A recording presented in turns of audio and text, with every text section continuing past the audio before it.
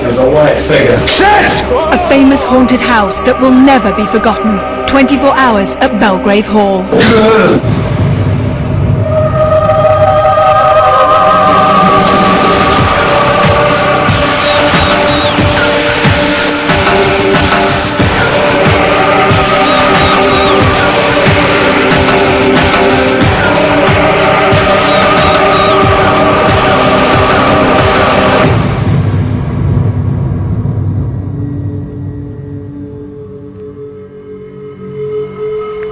Hello and welcome to Most Haunted. This week we brought you to Leicester and to a place that's been subject to a great deal of speculation.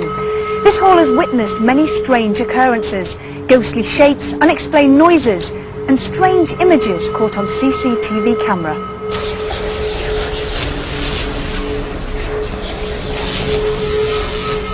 With our team of experts and two very special guests, we have 24 hours to investigate Belgrave Hall.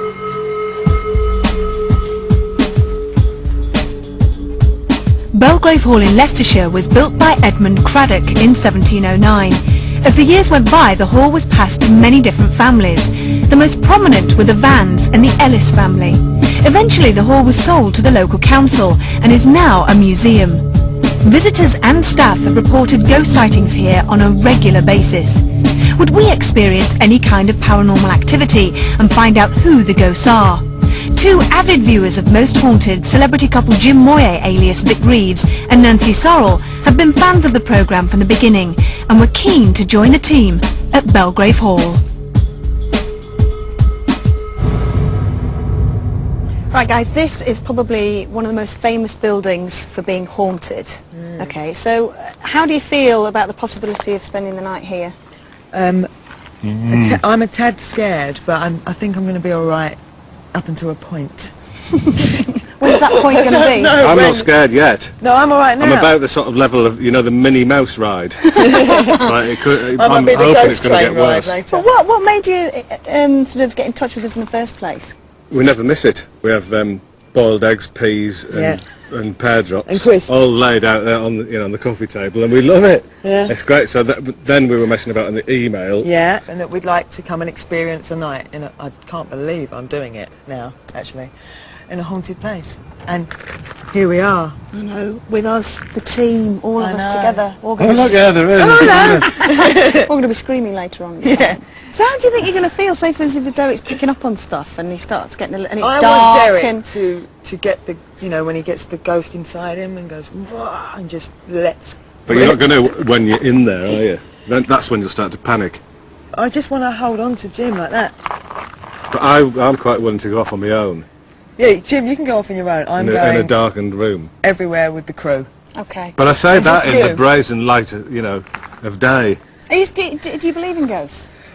Well, like, do you know, I believe I've seen and heard ghosts, but I'm still not convinced. In the house. I've seen an egg shape in an alley. It was either, I think, well, it was about that high off the ground, it came out of an old. I used to be in a band when I was about 16, and we used to do that kind of movement. But we used to hear these bangings. We used to hear people going down the stairs, and we heard this plank flying off a table. So we ran outside, two of the members looking in through this door into this old. It was an old coaching house, and I ran back a bit, and I saw this egg shape come out between them. What was it, like a mist or? Well, it was misty. It was either a huge Easter egg or it was spectral. I don't know, but it was the shape of an egg. And I saw it, what do I say? I saw it. So you're happy to go off on your own? Yeah. I'm saying that now. I might change my mind. You might change I want to go somewhere with just one person. But there's a look you do that scares me to death. That was a grin. No, it wasn't. No, it's that. Don't do that. Don't do that with the night vision cameras. Like Jack Nicholson in The Shining, isn't it? Here's Johnny. This area is known as the Belgrave Triangle. There's the haunted hall, there's the haunted graveyard, where a grey lady has been seen, and the haunted pub, the Talbot Arms. So the whole area is a very active, haunted area. But most of the ghostly goings-on are from here, from the hall. The hall has been a museum since 1936, and before that it was 200 years old, so there's been lots of families who have lived in the hall, from the Craddocks to the Vans to the Ellises, finally to the Morleys, and it's, you're like stepping back in time. It's like walking into the Victorian period, which gives the visitor and the ghost investigators that feeling of that there's been a continuity at Belgrave, that somehow the families are still there and still looking after the hall and gardens. It's said an elderly gentleman fell to his death on these stairs, and ever since then he's been seen wandering aimlessly between the two floors. Also, the image of a Victorian lady has been seen on these stairs. As she comes to this window, she stares out at the gardens and then simply vanishes. I genuinely believe that the hub of the house, if you like, the main staircase, and of course the landing with all the rooms leading off it, is certainly, in my opinion, the place where most of the ghostly goings-on happen. So I think that's the place where, if anything's going to happen, it's already been recorded that things have happened there, so that's probably where it will happen.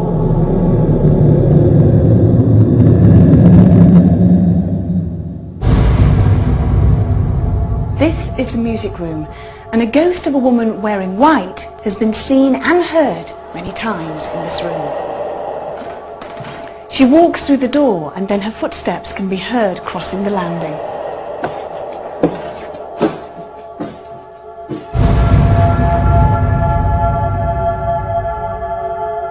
Phil Wyman, our paranormal investigator, had spent some time at the hall prior to the rest of the crew's arrival to conduct the baseline test. This gives Phil the opportunity to get to know the layout of the building and to compile temperature and EMF readings. So if we experience any kind of paranormal activity, Phil can evaluate these readings scientifically.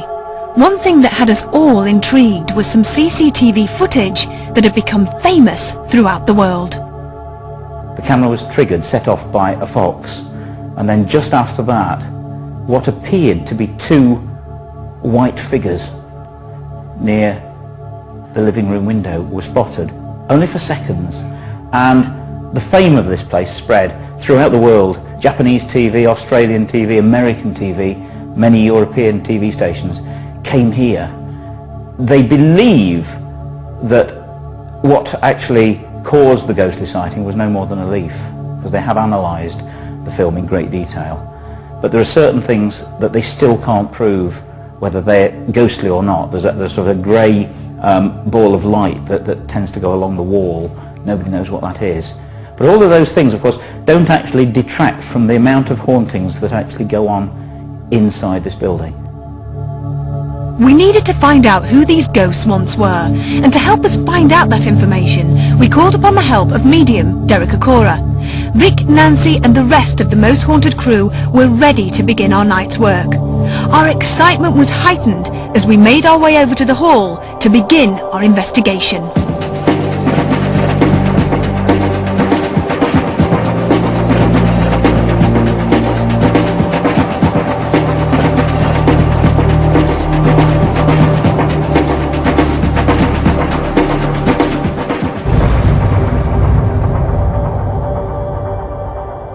Where would you like to go first? I'd actually, very slowly, I'd like us to, all collectively, walk up the energies of the stair. Right, okay. Because psychically, I'm drawn to an energy. I know, I am aware it's a man's energy. It's not a woman's. And you see, well, I get with this man's energy, I get this, like, helplessness, this hopelessness of maybe, I don't know, after he passed, or in the transitionary period, or when he realised he'd left his physical body.